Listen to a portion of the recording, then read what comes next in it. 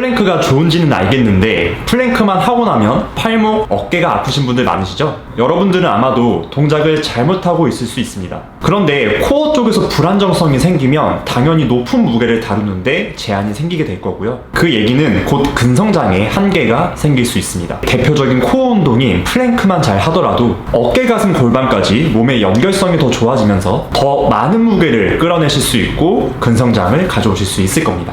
그런데 허리를 너무 젖히거나 팔꿈치로 지면을 정확하게 밀어내지 않고 귀와 어깨가 가까워진 상태에서 동작을 진행하시게 되면 오히려 허리 통증이 생기거나 상부 승모근의 긴장을 통해서 목에서의 통증이 생길 수 있습니다. 플랭크 동작에서 가장 중점적으로 포인트를 두어야 될 부분은요, 거울을 보거나 따로 영상을 촬영하지 않아도 내가 중립 상태를 유지할 수 있는 걸 스스로 인지를 하고 계셔야 됩니다. 그런데 막상 내 동작을 실제로 보게 되면 중립이 깨져 있는 경우가 정말 많아요. 허리 주변부에서 근육이 약하신 분들은 바로 플랭크를 들어가기엔 다소 어려움이 있을 수 있기 때문에 제가 지금부터 알려드리는 좀 더 낮은 단계에서의 동작을 따라해 보시는 게 훨씬 더 효율성이 높고 안전하다고 생각합니다. 결국 우리가 원하는 건 웨이트 트레이닝을 통해서 근육만을 성장시키기보다는 일상생활에서의 자연스러운 움직임에서 코어가 반사적으로 활성화가 될 수 있게끔 스위치가 켜지는 걸 목표로 해야 합니다. 그렇게 일상생활에서 자연스럽게 코어가 활성화되기 위해서는 사지가 움직이면서 코어가 활성화되는 동작까지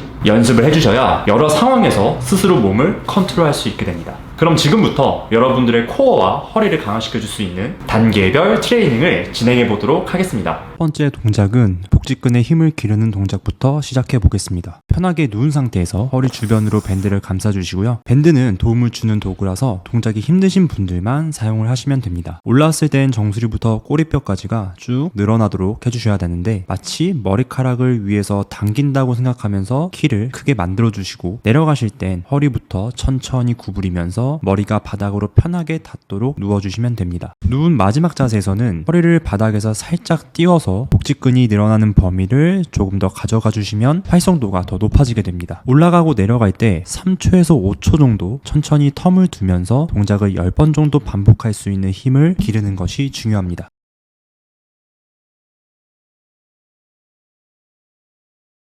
자연스럽게 척추를 중립으로 유지할 수 있게 도와주는 훈련입니다. 귀와 어깨가 가깝지 않고 최대한 멀어질 수 있게 시작 자세를 만들어 주시고요. 허리를 지나치게 구부리거나 젖혀지지 않도록 정수리부터 꼬리뼈까지가 쭉 늘어난다고 생각하면서 중립 자세를 만들어 주세요. 손바닥은 바닥을 움켜잡듯이 안으로 돌려서 팔꿈치가 옆쪽이 아니라 뒤쪽으로 향하도록 합니다. 앞에 말씀드린 자세를 그대로 유지하면서 손바닥으로 지면을 밀고 엉덩이로 짐볼을 같이 밀어주세요. 짐볼을 뒤로 누르는 과정에서 허리가 구부러진다거나 젖혀지지 않도록 중립 상태에서 진행해 주시는 것 꼭 기억해 주시고요. 호흡은 5초 정도 뱉으면서 짐볼을 눌러주시고 10번 반복해 주시면 됩니다.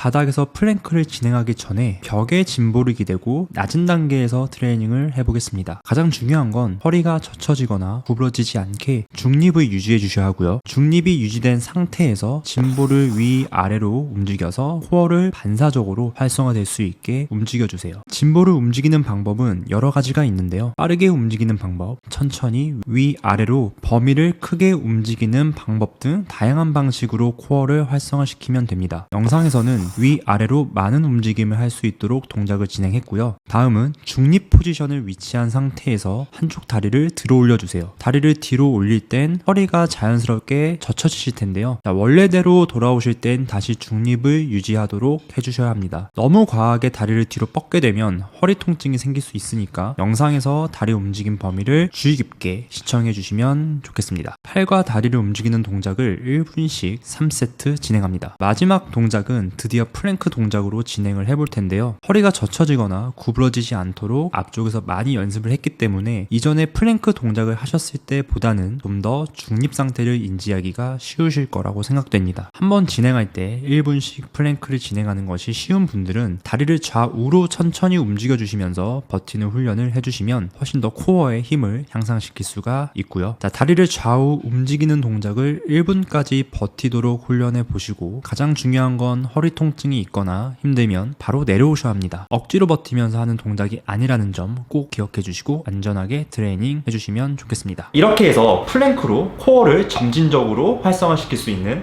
동작을 배워보았습니다. 코어 안정성이 생기면서 웨이트 트레이닝을 할 때 무게를 증량시키는 데 도움이 되니까요. 근성장을 높이고 싶으신 분들은 꼭 따라해보세요. 그럼 안전헬스는 다음 시간에 더 안전하고 건강한 콘텐츠로 찾아뵙도록 하겠습니다. 안녕.